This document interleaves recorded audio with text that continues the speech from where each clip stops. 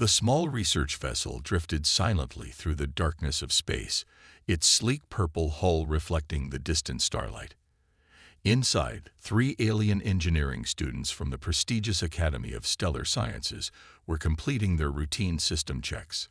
They were all from low-gravity worlds, their bodies tall and slender, with large eyes adapted to the dim light of their home planets.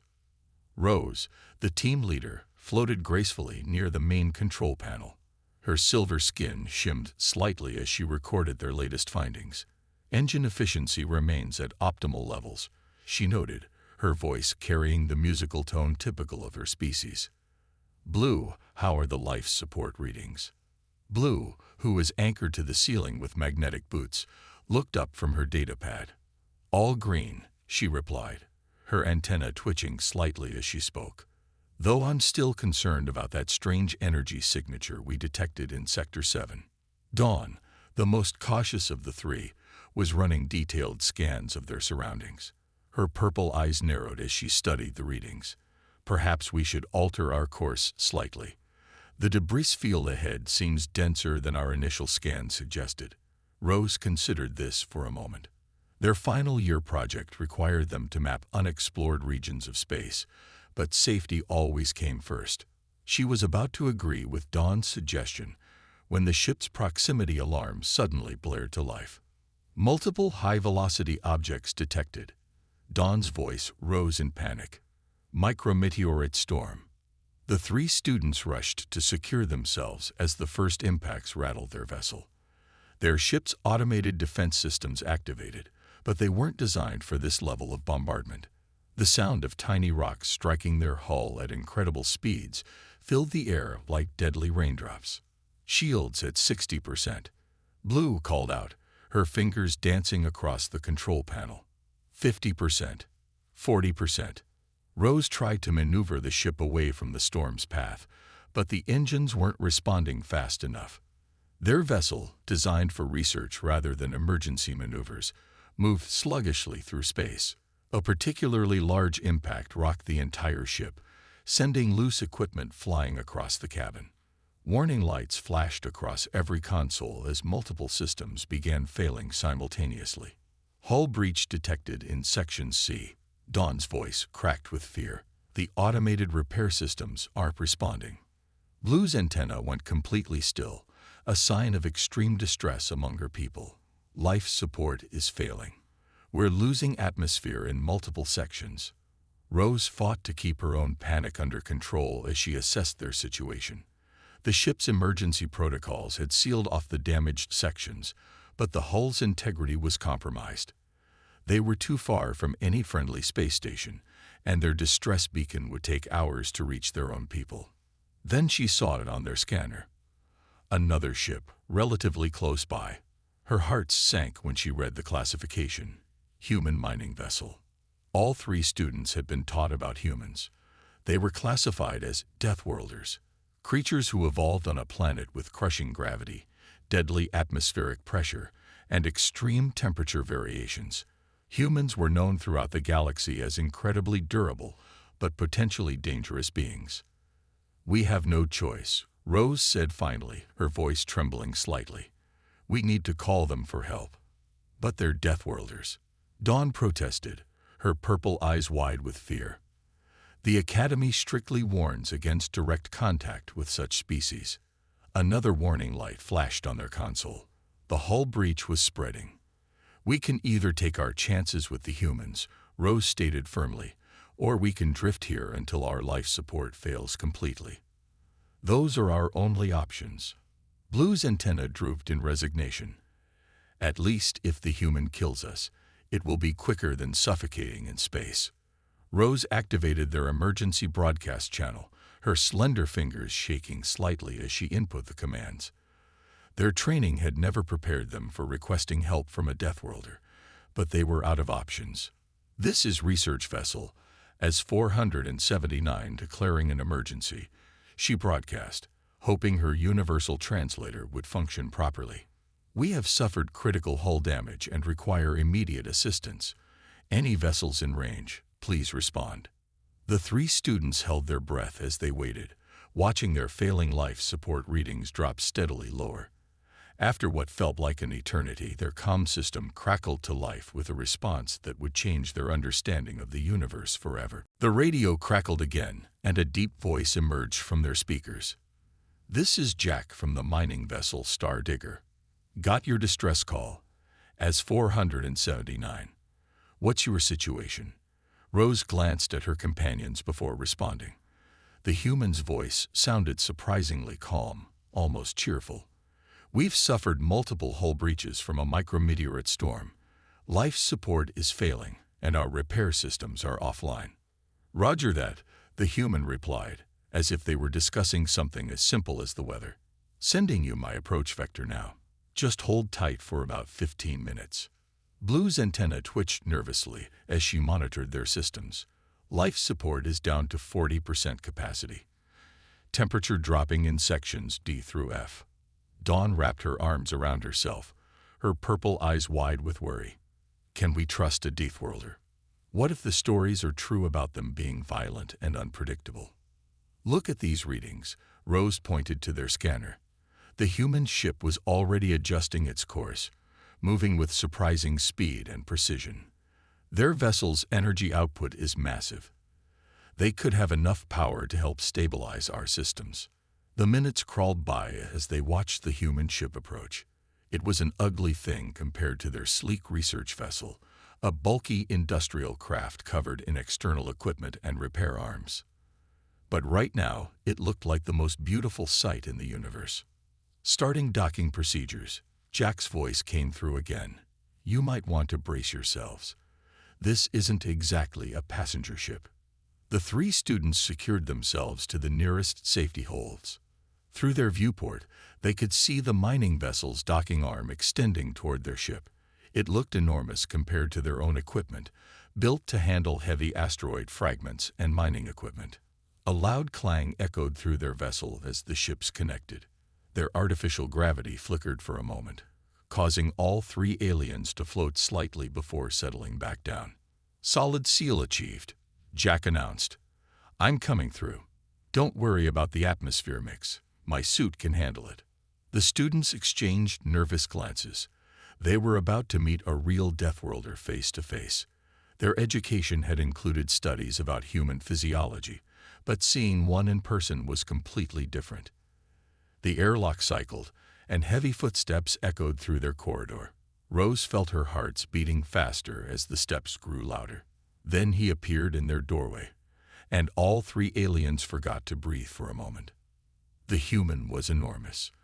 Even in his work suit, they could see he was nearly twice their size, his frame solid and powerful in a way that defied their understanding of natural evolution.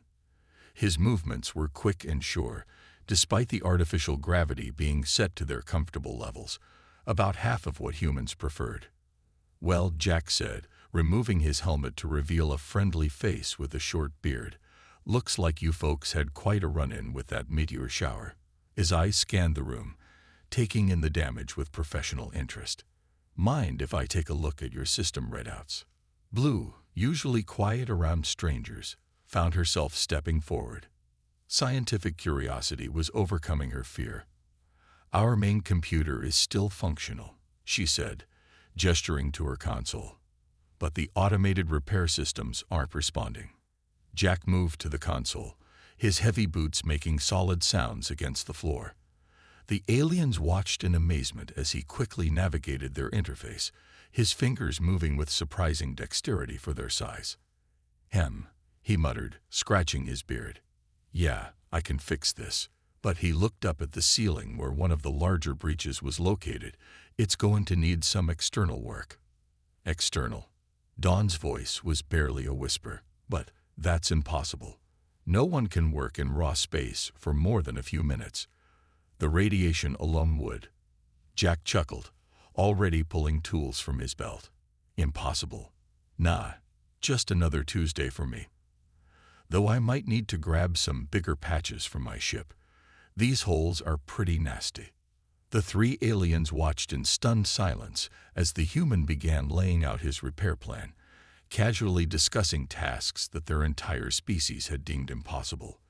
They were about to witness firsthand why humans had earned their reputation as the most resilient species in known space. Jack walked through their ship like he was strolling through a park, while the three alien students had to use their magnetic boots just to stay steady.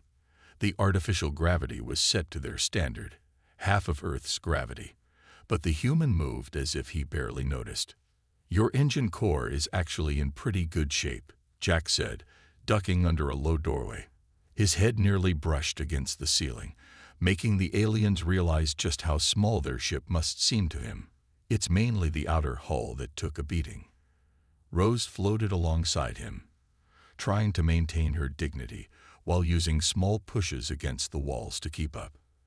"Our species designed ships for efficiency and speed," she explained, watching in fascination as Jack casually picked up a fallen metal beam that would have taken two of them to move.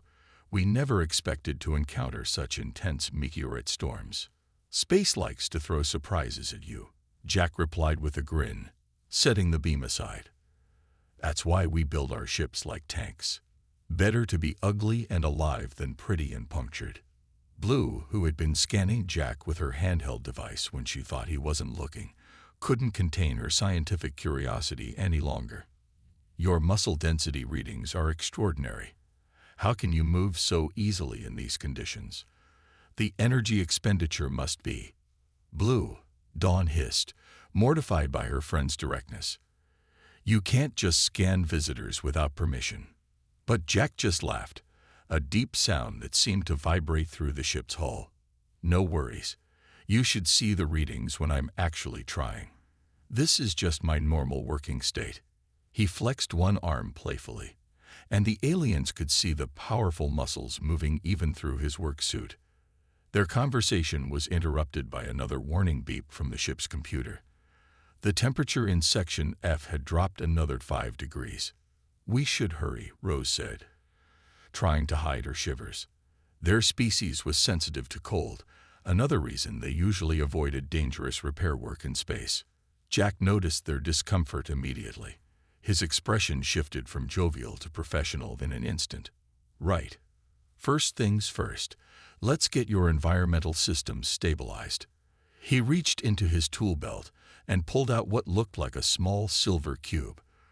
"This is a portable human-grade heater. It's probably stronger than what you're used to, but it should help keep you warm while I work." He activated the device, and warm air began flowing through the chamber. The aliens felt their bodies relaxing as the temperature rose to more comfortable levels. "The backup life support system should hold for about 2 hours," Blue reported, checking her readings. Her antennae were swaying gently now, showing she was becoming more comfortable around their human visitor. "Won't need that long," Jack said confidently, already pulling more tools from his belt. The aliens watched in amazement as he assembled what looked like a portable welding station from parts that had seemed far too small to create such a device. "I've patched worse holes in less time, though." He paused, looking at their slender forms.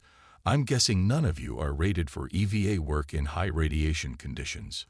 The three aliens shook their heads. Their species could handle spacewalks only in the most controlled conditions, and even then only for very short periods. "That's fine," Jack said, checking the seals on his work suit. "I work better solo anyway, but I could use someone monitoring the internal sensors while I'm out there. Any volunteers?" Blue's antenna perked up immediately. "I can do it. Our academic training focused extensively on system monitoring. And..." "Perfect," Jack interrupted with a kind smile. "You can be my eyes on the inside. The rest of you should stay in this section where it's warm." He pulled out a complicated-looking tool that hummed with energy. "Now let me show you how we humans handle a little hull damage." The three aliens watched in fascination as he began preparing for a repair job that would have required a full automated repair dock on their worlds. They were about to learn that humans didn't just survive in harsh conditions, they thrived in them. The ship's airlock chamber felt crowded with Jack's large frame inside it. He was doing a final check of his EVA suit, the heavy-duty human equipment making loud clicking sounds as he tested each seal. "The biggest breach is right above the engine section. Blue reported from her position at the monitoring station. Her antennae were twitching rapidly as she studied the damage readings. It's approximately 2 meters long. And wait, you're not actually planning to go out there, are you? Jack looked up from adjusting his suit's oxygen supply. Course I am. Can't fix a hull breach from the inside. Dawn floated forward, her purple eyes wide with concern. But the radiation levels out there are beyond safe limits. Even our automated repair drones can only function for 20 minutes before their circuits start failing. The suit can handle it, Jack said, patting the thick material. Latest model of human EVA gear, rated for asteroid mining in direct sunlight. He grinned at their shocked expressions. Plus, we humans are naturally resistant to radiation compared to most species. Something about evolving on a planet with a thin ozone layer. Rose, who had been quiet for a while, finally spoke up. Our academic database is no biological entity can safely perform complex repairs in raw space. The combination of radiation, temperature extremes, and micrometeorite exposure makes it impossible. Jack laughed as he lifted his helmet. Your database needs updating. Humans do this kind of work all the time. How do you think we built those big space stations you see around Earth? But those took years to construct. Blue protested, using hundreds of automated systems. And, nah, that's just what we tell most species, Jack said, checking his tool belt one last time. Truth is, we knocked most of them together in a few months. Humans are pretty good at building things on the fly. He activated his suit's power system, and it hummed to life. Now let me show you how we really work. The aliens watched through the airlock's window as Jack did one final systems check. His movements were precise and practiced, showing years of experience working in conditions they considered lethal. Blue, I need you to monitor these readings, he said, sending data to her console. If you see any of these numbers spike into the red zone, give me a heads up. Though they probably won't. It's a pretty simple job. Simple. Dawn's voice was barely a whisper. You're going to float in open space, exposed to cosmic radiation, trying to weld a whole plate while dodging micrometeorites. And you call that simple? Tuesday, remember? Jack winked at them through his helmet visor. Though it is a bit more exciting than my usual mining work. Not every day I get to help out some space academics. He stepped into the airlock and sealed the inner door. The aliens crowded around the observation window, unable to look away. Their hearts raced as the outer door began to open, expecting to see the human immediately struggle against the harsh conditions. Instead, Jack simply activated his suit's maneuvering thrusters and glided out smoothly. His movements were so controlled that it looked like he was swimming through space rather than fighting against its deadly environment. Readings are stable, Blue reported, her voice filled with disbelief. He's actually doing it. His vital signs are elevated but within his species' normal range. Through the ship's external cameras, they could see Jack moving along the hull, using magnetic grips in his boots to stay anchored. He pulled out what looked like a handheld scanner and began mapping the damage more precisely. Okay, folks, his voice came through clearly on the comm system. Got a good look at the problem. Going to need about 6 heavy-duty patches and some reinforcement struts. Give me an hour, and I'll have your ship space-worthy again. An hour? Rose repeated, her silver skin paling even further. But that's impossible. They could hear the smile in Jack's voice. Watch and learn, my alien friends. Watch and learn. As the 3 students huddled around their monitoring stations, they were about to witness something that would challenge everything they thought they knew about the laws of nature and the limitations of living beings. The 3 alien students watched their external camera feeds in stunned silence as Jack worked on their ship's hull. He moved through space with the confidence of someone taking a casual stroll, not someone performing what their textbooks claimed was impossible. Look at his radiation readings, Blue whispered, her antenna completely still in amazement. He's been out there for 20 minutes already, and his vital signs are still stable. Recording everything, Rose added, making sure their ship's data systems were capturing every moment. The Academy will never believe this without proof. Through the cameras, they could see Jack positioning a large repair plate over the worst breach. He had retrieved the materials from his mining ship, carrying metal sheets that would have required mechanical assistance on their worlds. His magnetic boots kept him anchored to the hull as he worked, occasionally pushing off to reach difficult spots with practiced ease. Hull temperature at the repair site is -120 degrees. Dawn reported, her purple eyes fixed on the readings. How can his tools even function in that cold? Human engineering. Jack's cheerful voice came through the comm. We build everything to work in the worst conditions possible. Makes normal jobs a lot easier. He paused to adjust something on his welding tool. Speaking of which, you might want to dim your viewports. This next part gets pretty bright. Before they could ask what he meant, a brilliant blue-white light erupted from Jack's position. He was using some kind of advanced welding equipment, the energy output far beyond what their species considered safe for handheld tools. That's at least 5 times more powerful than our automated welders, Blue stammered, checking her instruments. The heat dispersion pattern is incredible.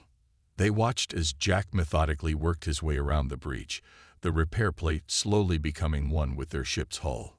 His movements were precise and efficient, showing years of experience working in conditions that would kill most species in minutes. First major breach sealed, Jack announced after about 40 minutes. Moving on to the smaller ones now. Blue, how's the internal pressure looking? Blue quickly checked her readings. It's stabilizing. The repaired section is holding perfectly. No stress fractures, no thermal warping. How did you manage that in these conditions? Trade secret, Jack chuckled, already moving to the next damaged area. Though honestly, it's mostly about understanding how materials behave in space. That, and having hands steady enough to work in Zerog. Dawn, who had been documenting every detail of the repair process, suddenly noticed something on her scanner. Incoming micrometeorite. She called out in panic. Jack, you need to get back inside immediately. But Jack was already moving, his reaction time surprising even after everything they'd seen. Instead of retreating to the airlock, however, he simply shifted his position, placing himself against the hull in a way that minimized his profile to the incoming debris. The aliens held their breath as the small space rock zipped past, missing Jack by mere meters. To their further shock, he simply resumed working as if nothing had happened. Don't worry about the small stuff, he said casually. Suit can handle impacts from anything smaller than a marble. Now let me finish up these last few patches. Rose moved closer to the viewport, watching Jack's suit sensors with fascination. His heart rate barely changed during that near miss, she noted. It's like he doesn't even register these conditions as dangerous anymore. Because to him, they're not. Blue realized, her scientific mind racing to understand. What we consider lethal, his species treats as just another working environment. Our whole understanding of survivable space conditions needs to be reevaluated. They continued to watch and record as Jack worked his way around their ship, sealing breaches and reinforcing weak spots with a speed and skill that defied their understanding of physics. With each passing minute, they were learning that the universe was far more flexible than their education had led them to believe, especially when humans were involved. Back inside the ship, Jack removed his helmet and wiped sweat from his forehead. The 3 alien students floated nearby, still processing what they had just witnessed. Their ship's hull was now stronger than when it left the shipyard, thanks to the humans' expert repairs. Your maintenance systems should be back online now, Jack said, checking readings on a small device from his belt. Might take a few minutes for the life support to stabilize completely. Blue couldn't contain her curiosity any longer. Those repair techniques, they weren't anything like what we learned at the academy. The way you modified the welding pattern to account for thermal stress was brilliant. Jack smiled, clearly pleased by the genuine interest. Sometimes the best solutions aren't in any manual. When you work in space long enough, you learn to improvise. But how did you learn to work in such conditions? Rose asked, her silver skin reflecting the now steady lights of their restored power system. Our species can barely handle 10 minutes of EVA work, even with the most advanced suits. Practice, mostly, Jack said, accepting a container of water that Dawn offered him. Humans start space training in simulated environments when we're pretty young. By the time we're doing real repairs, it feels natural. He took a long drink, then looked at the water container with interest. This is good. Different than Earth water somehow. It's mineral-enriched for space travel, Dawn explained, her earlier fear of the human completely gone. We can show you the formula if you'd like. It's one of our few advances that work well for most species. Trade you for the specs on those hull patches I used, Jack offered with a grin. They're stronger than standard ones, but lighter too. Could be useful for your research vessels. The aliens looked at each other in surprise. Their species rarely shared technology with others, especially not with races classified as dangerous. But after what they had just seen. Actually, Rose said slowly, would you be willing to let us document your repair methods? The Academy needs to update its databases, and your practical experience could help revolutionize our approach to space maintenance. Jack raised his eyebrows. You want to learn human repair techniques? Thought we were considered too. What's the term? Unstable and reckless for your educational standards. Blue's antenna twitched in embarrassment. We were wrong. Your methods might seem unconventional to us, but the results are undeniable. Our whole understanding of space repair work needs to be revised.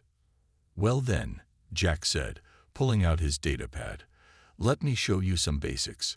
Ever heard of something we call percussive maintenance? For the next hour, as the ship's systems continued their recovery, Jack shared stories and techniques from his years of space work. The aliens were fascinated by the human approach to problems. Direct, practical, and often surprisingly simple once you got past the fear of working in extreme conditions. So you're saying, Dawn summarized, her purple eyes wide with wonder, that sometimes the best way to fix a stuck mechanical joint is to hit it. Carefully, Jack emphasized, demonstrating the technique on a spare part. You need to know exactly where to tap and how hard. But yeah, sometimes the simple solution is the best one. Our entire repair philosophy is based on avoiding any physical contact with damaged components, Rose mused, watching Jack's demonstration. We rely so heavily on automated systems and remote tools. Nothing wrong with automation, Jack said kindly. But sometimes you need that human touch, or whatever appendage your species uses. Direct experience helps you understand machines in a way no remote system can match. Blue was furiously taking notes on her pad. This could change everything about how we approach maintenance training, if we could just get past our fear of direct interaction with space environments. That's the real trick, isn't it? Jack said, looking at each of them in turn. Space is dangerous, no doubt about it. But once you learn to respect it instead of fear it, you'd be amazed at what's possible. The aliens nodded thoughtfully, their worldview expanding with each new piece of human wisdom. They were learning that there was more than one way to solve problems in space, and sometimes the best solutions came from the species they least expected. As their repaired ship's engines hummed back to life, the three alien students stood at their viewport, watching Jack's mining vessel prepare to disengage. The last 2 hours had changed their understanding of the universe forever. Final systems check complete, Blue announced, her antenna moving in excited patterns. Everything is functioning at 118% of original specifications. The human repairs actually improved our ship's performance. Of course they did.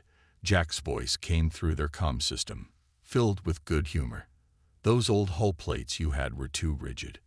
The new ones will flex a bit under stress, makes them stronger in the long run. Rose looked at the data streaming across their main screen. Their final year project had just become something far more significant than a simple mapping mission. Jack, she said, would you be willing to let us cite you in our research paper? The Academy needs to know about this. Sure thing, Jack replied. Though they might not believe you, most species have pretty fixed ideas about what's possible in space. They'll have to believe us, Dawn said with newfound confidence. We have complete sensor readings of everything you did. The video footage alone will revolutionize our understanding of space repair work. Through the viewport, they could see Jack in his ship's cockpit, preparing to detach. The bulky mining vessel had stopped looking ugly to them. Now they saw the practical beauty in its robust design. Before you go, Blue transmitted quickly. Could you send us the specifications for your EVA suit? For research purposes, of course. Her antenna twitched hopefully. Jack's laugh echoed through their comm system. Already did better than that. Check the data packet I just sent. It's got basic specs for human space gear, including some notes on how to modify your own equipment for better performance. The aliens quickly checked their computer, and their eyes widened at the amount of information Jack had shared. It wasn't just technical data. It included practical tips, safety procedures, and real-world examples of human space work. This is incredible, Rose breathed, scrolling through the files. With this information, we could develop hybrid systems that combine our theoretical knowledge with human practical experience. That's the spirit, Jack said approvingly. Space is too big for any species to go it alone. We all need to learn from each other. Dawn, who had been the most fearful of humans at the start, now moved closer to the comm panel. Will you be in this sector again? We could share our findings on stellar phenomena. Our sensors might not be as tough as yours, but they're very precise. I make regular mining runs through here, Jack confirmed. Tell you what, I'll transmit my usual route. If you're ever in the area and need a hand, or just want to exchange notes, give me a call. The docking clamps released with a gentle shudder. As Jack's ship began to pull away, Blue suddenly rushed to the comm. Wait, one last question. That thing you mentioned about using sonic vibrations to clear mineral buildup in engines, how exactly does that work? They could hear the smile in Jack's voice. That, my curious friends, is a lesson for next time. Can't give away all the human tricks in one day, can I? As they watched the mining ship disappear into the starfield, the three students looked at each other with new purpose. Their final project had evolved into something much more important, a bridge between species that had too long been separated by fear and misunderstanding. You know, Rose said thoughtfully, bringing up their research notes, we should rename our project. Instead of standard mapping of Sector 7, I think redefining the possibilities of space engineering through cross-species cooperation has a better ring to it. The Academy won't know what hit them. Blue agreed, her antenna practically dancing with excitement. Dawn nodded, looking at the hull readouts that showed Jack's superior repairs. They're going to learn what we learned today. That sometimes the best way to advance is to admit that everything you thought was impossible might just be possible after all. In the distance, their sensors picked up Jack's mining ship jumping to faster-than-light travel, leaving behind not just a repaired vessel, but three aliens with a completely new perspective on the universe and their place in it. Sometimes, they realized, the most valuable discoveries weren't found in the star charts they were mapping, but in learning that the word impossible wasn't quite as final as they had been taught to believe.